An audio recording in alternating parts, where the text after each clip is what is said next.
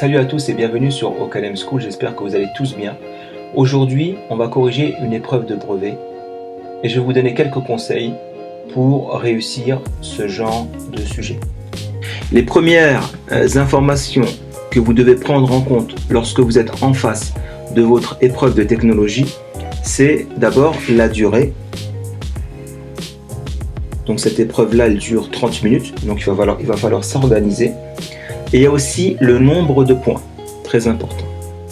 Donc ces deux paramètres-là, ça nous permet d'évaluer un petit peu ce qui nous attend. La prochaine étape, ce que je vous conseille vivement, c'est de lire toutes les questions. De prendre quelques minutes pour lire toutes les questions. Et seulement après, de commencer à lire les textes et de regarder les images, etc. Généralement, dans ce genre d'épreuve, on trouve la plupart des réponses dans les textes, dans les images, dans les tableaux, etc. qu'on vous donne. Parce que cette épreuve est composée de documents différents. D'accord ? De tableaux, de textes, d'images, de diagrammes. Et généralement, en analysant bien les documents, vous trouvez toutes les réponses. Donc ça, c'est déjà un point très important. Donc là, nous allons lire le premier texte pour savoir de quoi il s'agit. Les gels énergétiques pour la course à pied procurent le même avantage que les boissons énergétiques, à ceci près qu'ils apportent l'énergie sous une forme plus compacte. La facilité de transport des gels énergétiques en course et d'ouverture constitue un point capital décisif même au moment d'arrêter son choix. Une entreprise qui produit des gels nutritifs pour les runners recherche un nouveau récipient rechargeable pour une commercialisation dans une grande enseigne française de distribution. Donc là, on sait déjà qu'il s'agit de gels énergétique pour la course à pied. Ces gels-là, ils ont le même avantage que les boissons énergétiques, sauf qu'ils apportent une qualité, une autre qualité, c'est que on a une forme qui est beaucoup plus compacte. Ce qui fait qu'il y a une facilité de transport. Donc ces gels-là sont facilement transportables quand on court. Il y a aussi une facilité d'ouverture. Et on nous dit qu'il y a une entreprise, on nous informe qu'il y a une entreprise qui produit des gels nutritifs. Cette entreprise-là, elle recherche un nouveau récipient rechargeable pour le commercialiser dans une grande enseigne de distribution française. Déjà là, on a beaucoup d'éléments. Donc maintenant, on va regarder la première question. À l'aide du diagramme d'exigence du récipient, donc le document 1, précisez celle des contraintes à respecter qui est liée au design. Donc nous, on va se mettre sur le document en question. Dans ce diagramme d'exigence du récipient pour gel nutritif, on a 4 grandes familles d'exigences. La première, c'est la forme. La seconde, les matériaux. La troisième, le prix. Et la quatrième, l'environnement extérieur. Et dans chaque famille, vous avez plusieurs exigences. À votre avis, si on parle de design, quelle exigence va-t-on considérer ? Donc, vous l'avez deviné, l'exigence à considérer, c'est la forme. Donc nous, ce qu'on va faire, c'est lire ce petit tableau-là et regarder ce qu'il y a à l'intérieur. Donc, permettre une prise en main facile, doit être adapté à une ceinture de ravitaillement, donner envie au consommateur. Ah, ça c'est intéressant. Donc on va le souligner. Donner envie au consommateur. Après, il y a doit permettre d'être rechargeable. Et encore une fois, donner envie au consommateur. D'accord. Donc voilà les deux réponses à donner pour la question 1. Donc le design est associé à l'exigence forme. D'accord ? Forme. Ça, c'est la première partie de la réponse. Et la deuxième partie de la réponse, c'est donner envie au consommateur.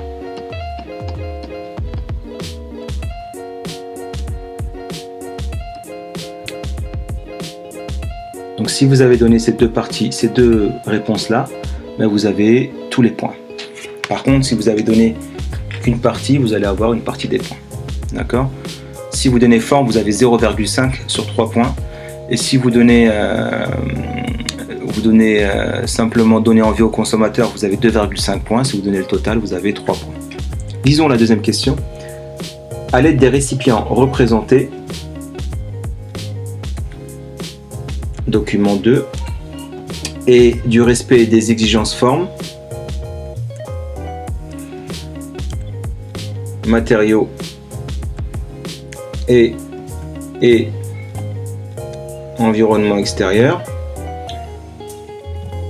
on doit déterminer la solution adéquate pour le conditionnement et le stockage du gel énergétique. Et après, on doit surtout argumenter la réponse. Donc vous savez, parfois, même si la réponse n'est pas la bonne, le fait d'argumenter, ça vous donne des points. Donc retenez bien ça.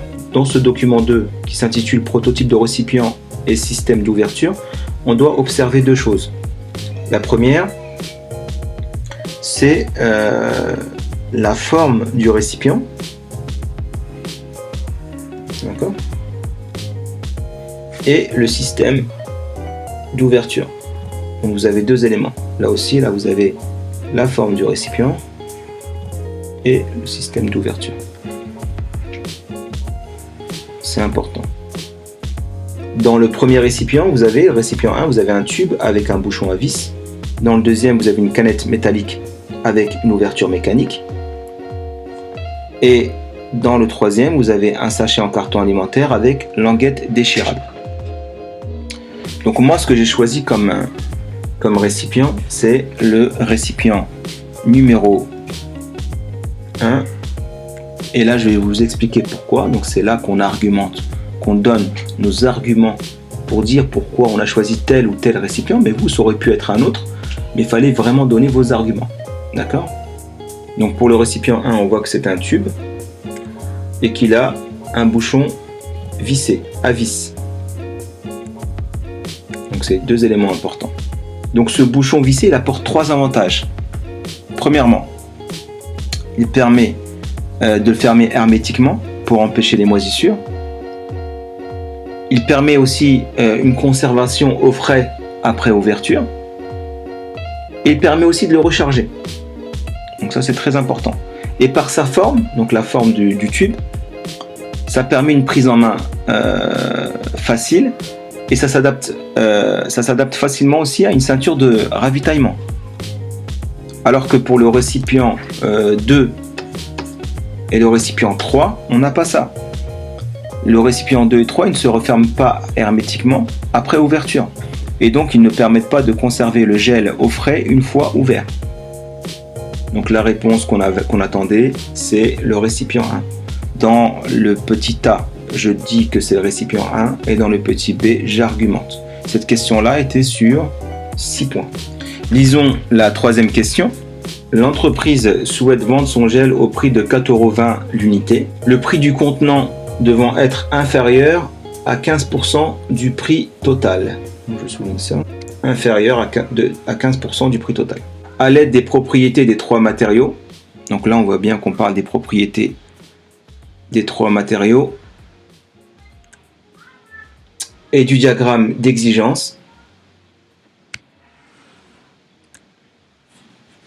Complétez le tableau sur le document réponse et proposez en argumentant le matériau qui convient le mieux. Donc on va aller sur le tableau. Donc là on remarque qu'il y a trois matériaux envisageables. Le premier c'est le fer blanc, le second c'est le polypropylène et le troisième c'est carton alimentaire. Chacun de ces matériaux a des avantages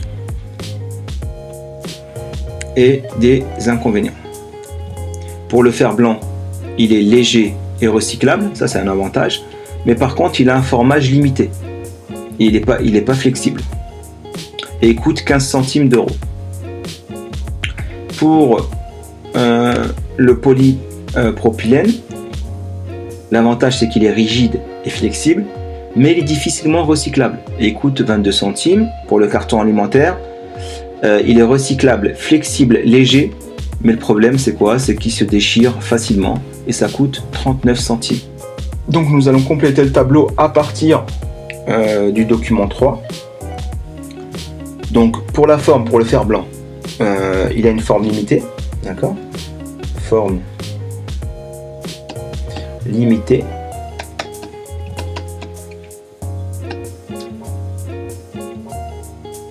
Et sa forme, elle est cylindrique.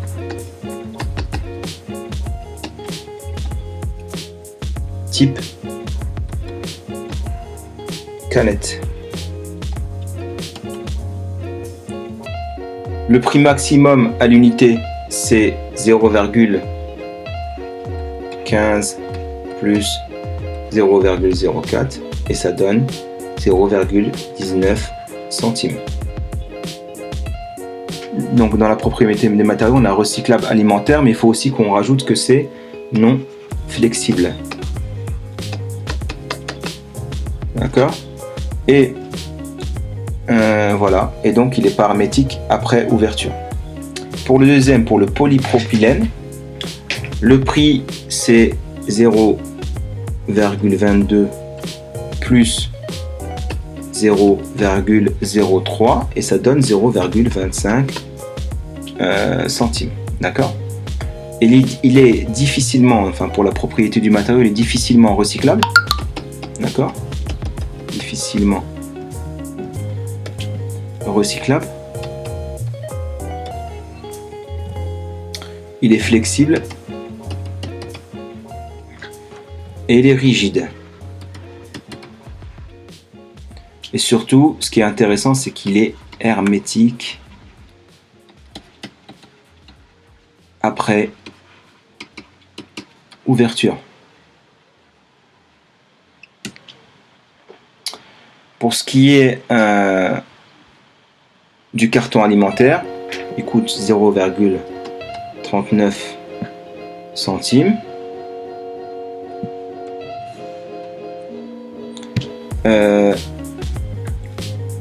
Il est recyclable, mais il se déchire. Il est facilement flexible et puis il est léger.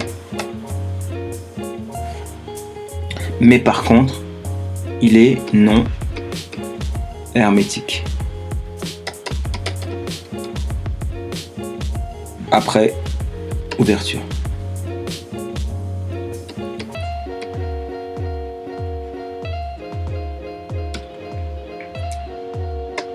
Donc, on va regarder ce tableau-là. Les problèmes que j'ai ici pour le fer blanc, c'est quoi? C'est que la forme déjà, elle est limitée. Ça, c'est un grand problème. D'accord? Que c'est pas flexible. Et surtout que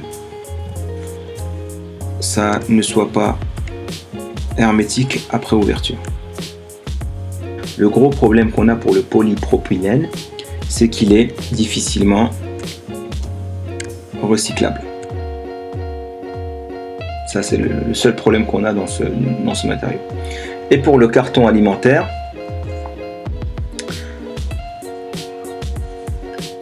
le grand problème qu'on a, c'est le prix, déjà,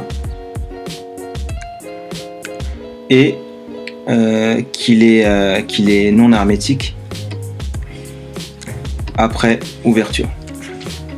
Donc à partir de tous ces éléments-là, je dois prendre une décision. Et le matériau le plus adéquat serait, à mon avis, le polypropylène. Pourquoi? parce qu'il est rigide, flexible, idéal pour contenir le gel, mais également pour permettre de le faire sortir du récipient par simple pression. Ça, c'est très intéressant. Et ce matériau, il permet de réaliser toutes les formes. Donc une forme ergonomique, ce qui permet une prise en main facile. Cependant, le problème c'est quoi? C'est qu'il est difficilement recyclable, mais il est quand même recyclable. Il répond à la demande. Le dernier point, c'est que il ne dépasse pas le prix de 63 centimes, qui est 15% au-delà de 4,20 €. Donc c'est très intéressant. Donc je choisis le polypropylène.